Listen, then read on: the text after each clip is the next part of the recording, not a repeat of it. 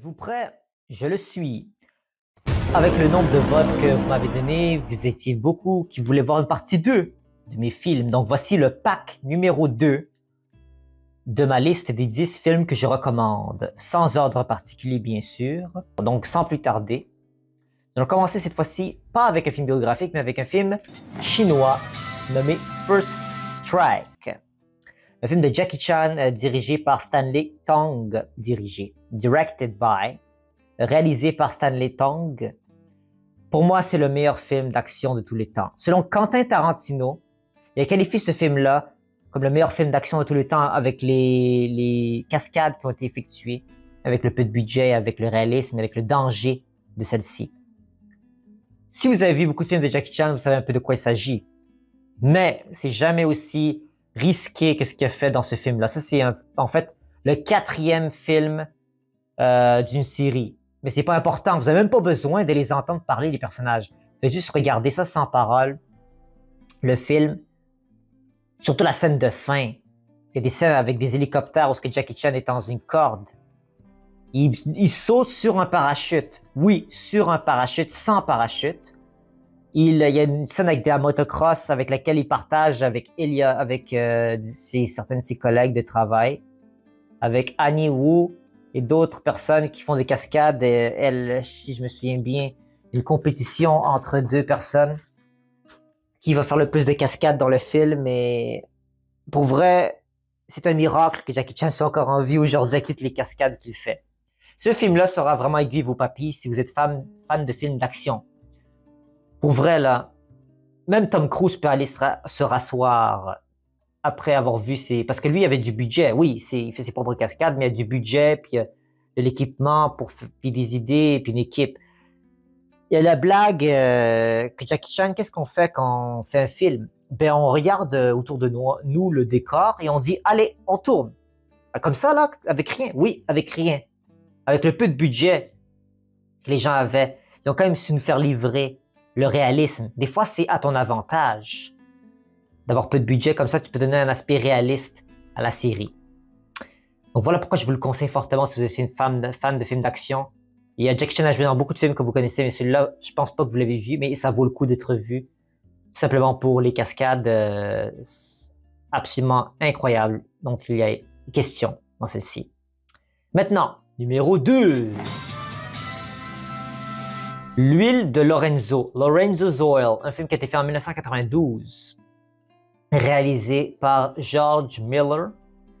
C'est un documentaire, c'est un film biographique, un docudrama, qui relate la vie d'une famille qui ont un fils qui a été diagnostiqué avec une maladie rare, incurable. Il n'y avait aucun remède connu de cette maladie et l'enfant allait mourir éventuellement suite à ses souffrances. C'est une maladie horrible.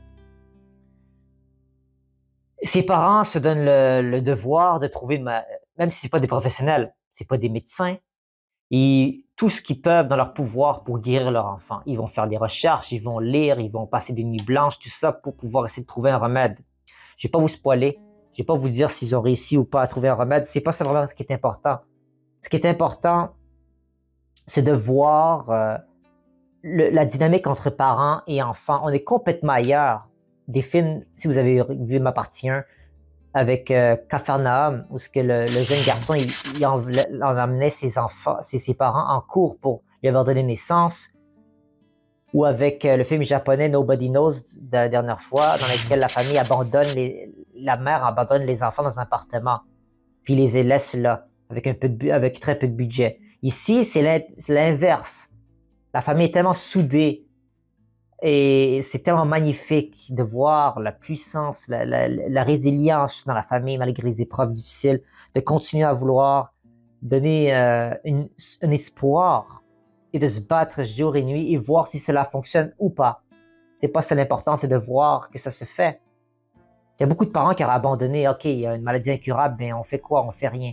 Les autres ont dit non, on va se battre, on va trouver une solution. Et c'est ce qu'ils ont essayé de faire.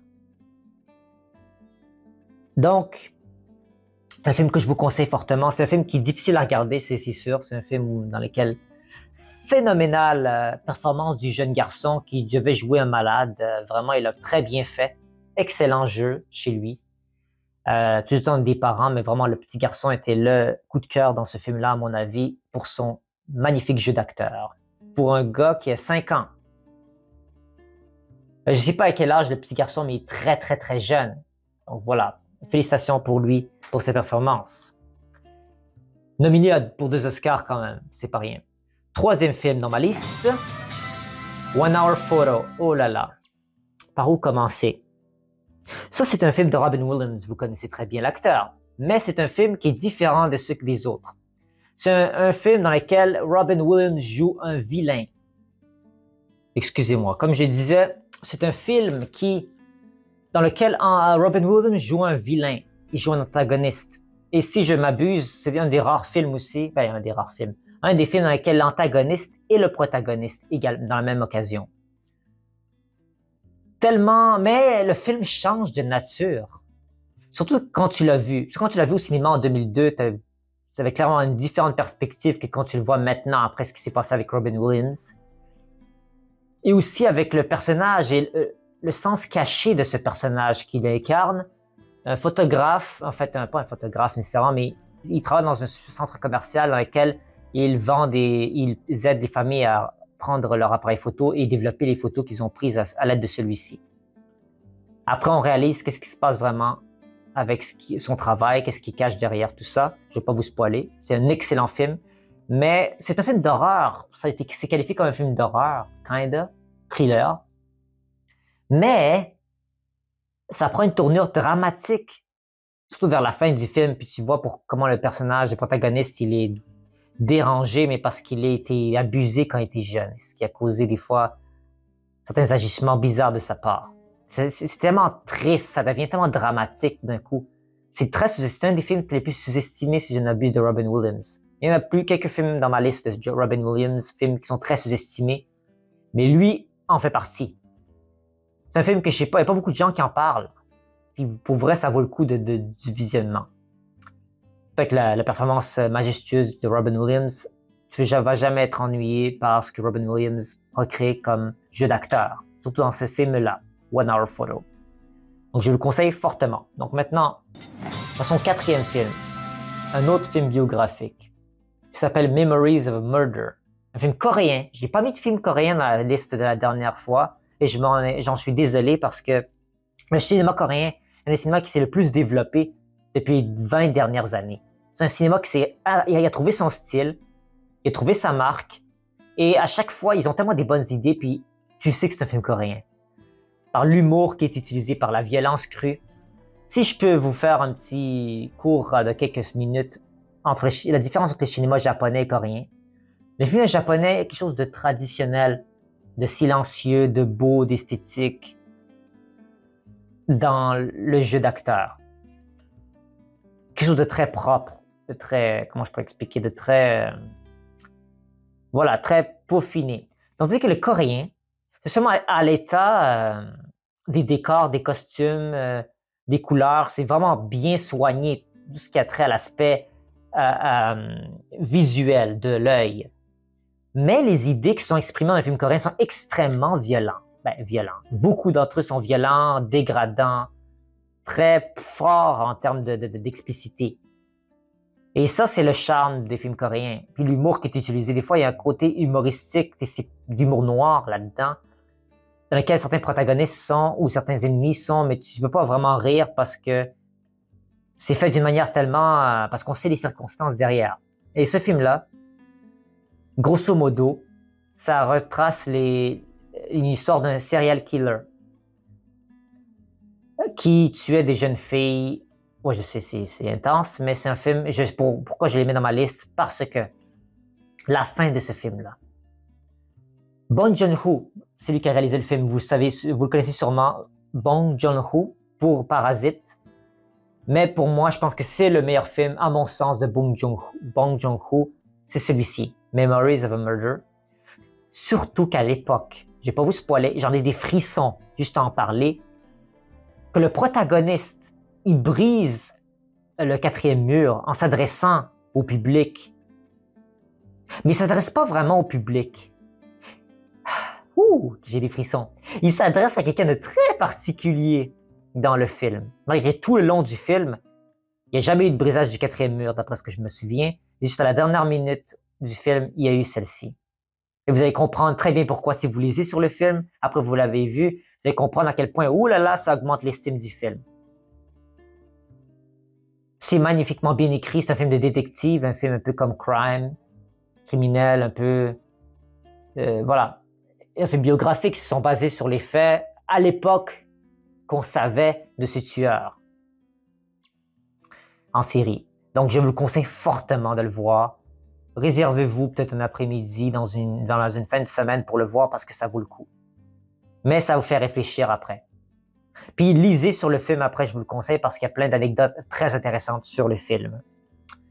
Voilà, on est cinquième film maintenant, The Miracle Worker. On arrive à la moitié de la liste. C'est un film que j'ai vu depuis très récemment, qui se base, un film biographique encore, qui se base sur la vie d'Helen Keller. Vous connaissez Helen Keller? C'est une femme qui est née sourde, muette et aveugle. À ce moment-là, tu te dis comment elle fait pour survivre. Ça, c'est un des rares films dans lesquels les deux actrices qui jouent dans le film méritent tout autant un Oscar l'une que l'autre. Autant la personne qui interprète Helen Keller, qui doit jouer littéralement une personne qui a trois sens qui sont absents, la vue, l'ouïe et le vocal. Elle peut seulement faire des sons avec sa bouche. Et tu vois la femme qui prend soin d'elle, Anne Sullivan, qui doit prendre soin de cette femme-là par la famille. C'est comme une famille riche d'Helen Keller, mais ils sont pas capables de l'éduquer. Et tout le long, la fameuse scène où ils se pourchassent, la fameuse scène où Anne Sullivan pourchasse Helen Keller à travers toute la cuisine, puis elle va la discipliner pour qu'elle mange bien à table, qu'elle ait des bonnes manières. C'est pas parce que tu as des handicaps que tu peux te comporter comme une barbare. Et Anne Sullivan veut vraiment la mener dans ce niveau-là. C'est un film que je vous conseille de regarder parce que ça va vous changer votre vie. Comment vous voyez les handicaps de quelqu'un.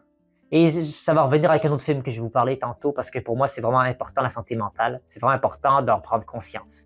Ici, dans ce film-là, on parle à quel point juste le titre du film, The Miracle Worker, le travailleur de miracle. Il veut travailler pour un miracle, littéralement. Comment tu peux éduquer une femme, une petite fille qui pendant toutes ces années-là, elle a été utiliser ce qu'elle pouvait savoir en touchant des objets, puis elle faisait un peu ce qu'elle voulait.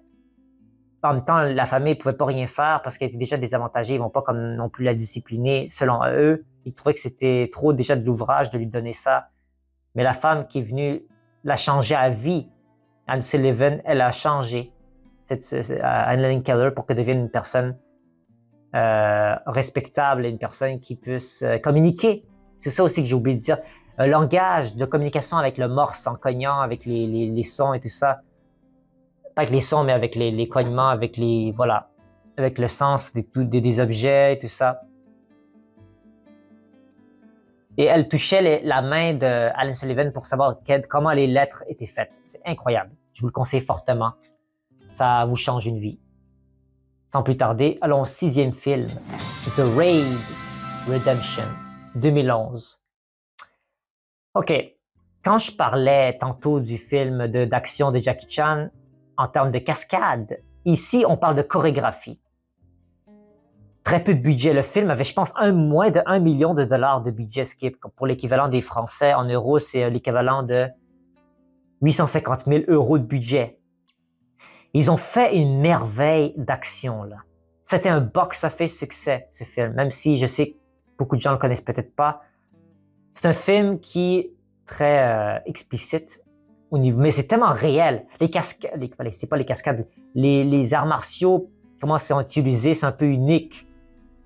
C'est un groupe de policiers qui rentrent dans un bâtiment qui a été pris en otage par un drug lord, un leader de drogue, et la police, la SWAT a rentré dedans, essayer de trouver le drug lord pour évacuer le bâtiment puis les otages qu'il y a là-bas.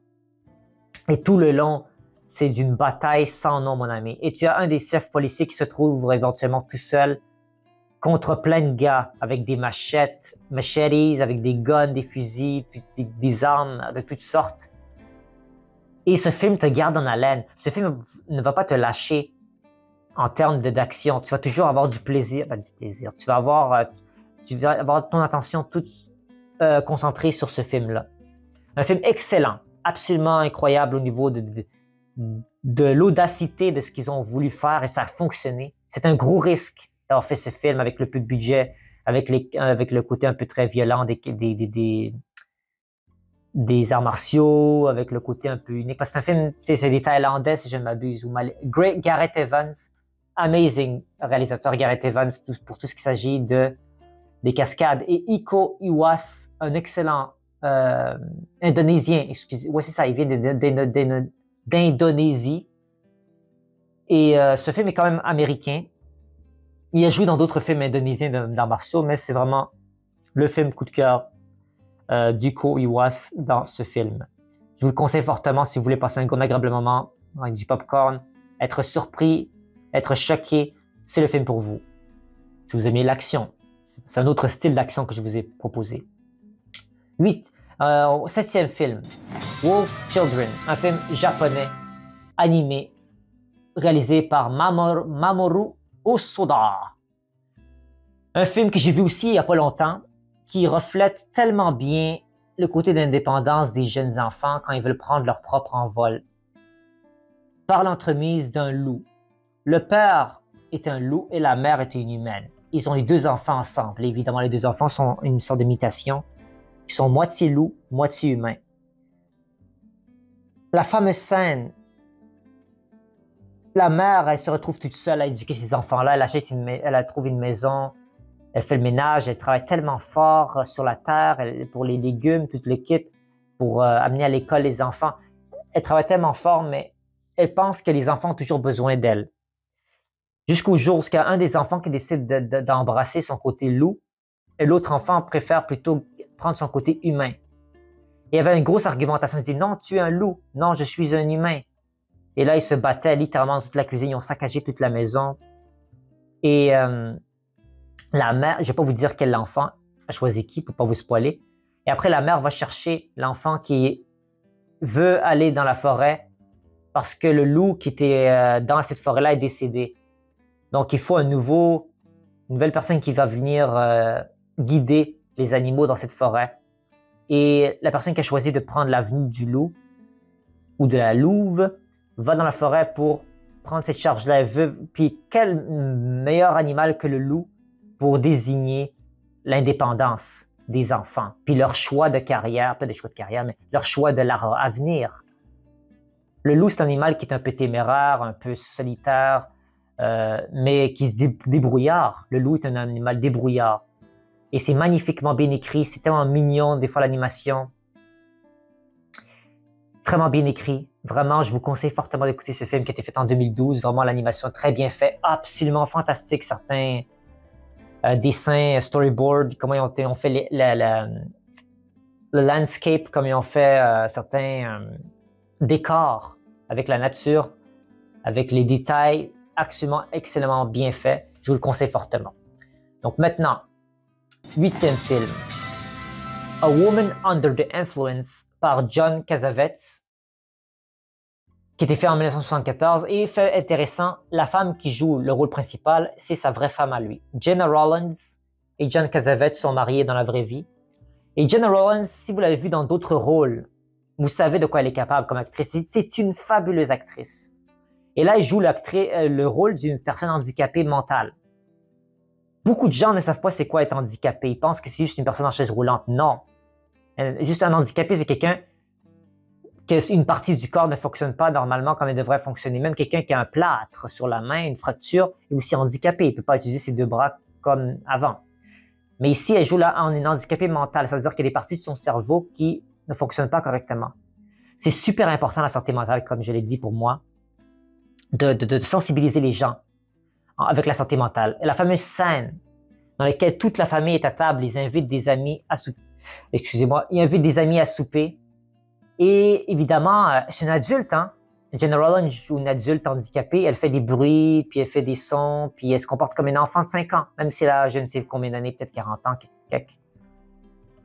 Et là, ils sont gênés, ils ont honte, les propres parents, de leur fille qui se comporte comme un enfant de 5 ans, même si elle a l'an 40, à peu près. Et il gronde et on voit ça m'a brisé le cœur de voir ça, parce que c'est pas de sa faute qu'elle est comme ça. C'est côté de réputation puis d'ego qu'on veut mettre de côté, parce que là, il faut qu'ils comprennent que même s'ils sont pas habitués, les invités, d'avoir des handicapés autour d'eux, il faut leur faire comprendre. Mais c'est tout, tu veux pas vraiment leur, si ça ruine un peu, j'avoue, l'ambiance et les invités, peut-être qu'il y a des gens qui vont moins les voir à cause de ça. Moi, ça m'a vraiment frappé. Pour un film de 1974, là, c'était un film avec énormément d'ambition pour cette époque. De faire un film comme ça, avec un message très clair, moi, je trouve qu'il a bien réussi. John Cassavetes a très bien réalisé le film. John Cassavetes, il y a un côté chez lui dans la réalisation avec l'étourdissement. C'est-à-dire que des fois, il fait des plans, séquences qui fait tourner un peu la caméra rapidement ou dans des angles bizarres, mais parce qu'il veut nous donner un sentiment dans le lecteur de malaise qu'on devrait ressentir par rapport à une scène, et ça fonctionne. Mais vraiment un film que je vous conseille fortement, surtout si vous ne connaissez pas trop le concept de la maladie mentale, vous voulez en savoir plus, ou vous voulez travailler dans le milieu peut-être un jour, je vous le conseille fortement. Vraiment, c'est un bijou. Maintenant, film numéro 9, A Street Cat Named Bob. On a eu beaucoup de films dépressifs ces temps-ci, on va finir en beauté avec les deux derniers. A Street Cat Named Bob, c'est un film biographique qui se base sur la vie d'un jeune addict de drogue qui est dans la rue sans domicile fixe et qui a un chat qu'il finit par rencontrer dans sa route, et ce chat-là lui change sa vie. Eh oui, un chat. Habituellement, c'est un chien ou un animal comme ça qu'on aurait tendance à dire, hein? Mais moi, j'aime bien les chats, et ce film m'a parfaitement marqué parce que vous savez, quand vous mangez quelque chose et à la fin, vous êtes bien rassasié, vous n'avez pas du tout envie de manger plus et vous vous sentez bien, vous avez de l'énergie. C'est exactement comme ça que je me suis senti après avoir vu ce film. C'est un film qui te fait sentir bien. Ça fait du bien. Il dit ce qu'il a à dire. T'as pas besoin d'en savoir plus. T'as pas besoin d'en savoir moins. Juste assez. C'est basé sur un best-seller de James Bowen qui a écrit ce livre-là et qui a gagné des prix parce que ce livre était un succès monumental. Et Fait et Faire 2016, excellent film, je vous le conseille fortement pour passer un bon moment avec votre famille. Vous pouvez le regarder, vraiment, vous n'allez pas être déçus. Pour vrai, vous n'allez pas être déçus avec le conseil que je vous donne de le regarder. Et je sais, je vous entends dire tout de suite, ouais, mais on parle de chats et les chiens aussi là-dedans. Il y a des très beaux films avec les chiens. Oui, je vous entends, mes chers amis. Ce qui arrive à mon 10e film, A Dog's Purpose, qui est fait en 2017. Il y a tellement de films avec des chiens. Et pour faire la sélection de celui-ci, il y avait Hachi, évidemment, le classique, mais il est trop populaire. Moi, je voulais évidemment vous faire découvrir des nouveaux films ici. Hein. Pas juste de faire des films très connus, évidemment, c'est pas ça le but. Je veux faire découvrir des choses. Et ça, c'est un film extraordinaire qui se base sur la vie d'un chien qui est une sorte de réincarnation de sa propre existence, qui découvre la raison de sa propre existence en se réincarnant genre 3 fois. Ou je sais pas, 3-4 fois. Non, excuse-moi. 5 fois. 50 décennies différentes qui se réincarnent en différents chiens. Je me souviens qu'il y avait un chien de police pour aider à renifler la drogue. Il était un chien de campagne, un chien de domicile résidentiel dans une ville, etc., etc. Et tu vois la progression de sa vie, de sa compréhension face à différentes familles, comment chaque famille le traitait selon l'environnement, selon comment ils étaient, à quel point il était heureux, avec différentes façons. Et comment des fois sa vie peut être différente. C'est sûr que quand tu travailles pour la police, la vie d'un chien, c'est plus dangereux. Tu travailles dans des milieux dangereux ou dans la campagne, tu es plus une vie dans la nature où l'air est plus pur à respirer. Et bon, je vais pas vous spoiler, mais il y a quelque chose qui se passe dans la fin du film dans lequel le chien, il veut faire comprendre à la famille qu'est-ce qu'il est ou qui il est. La famille finit par comprendre des affaires. Je vous en dis pas plus. Un film excellent qui fait du bien, peut-être qui va même faire peut-être pleurer certains d'entre vous, les sensibles, je vous vois. Et vraiment, je vous le conseille. Et on a fini en beauté. Et voici ce qui représente les 10 films que je vous conseille en pack 2. Si vous voulez voir la partie 3, faites-moi le signe dans les commentaires et je ferai un poll très bientôt pour désigner quelle vidéo vous voulez voir cette semaine spéciale de ma part. N'hésitez pas à partager vos émotions, de quel film vous avez jamais vu, quel film vous avez envie de voir, quelles sont vos listes de 10 films que vous me conseillez, que vous aimez beaucoup, et on pourra en parler amplement dans les commentaires. Donc, merci à vous d'avoir été de la partie jusqu'ici, et on se revoit à très bientôt. Merci. Au revoir.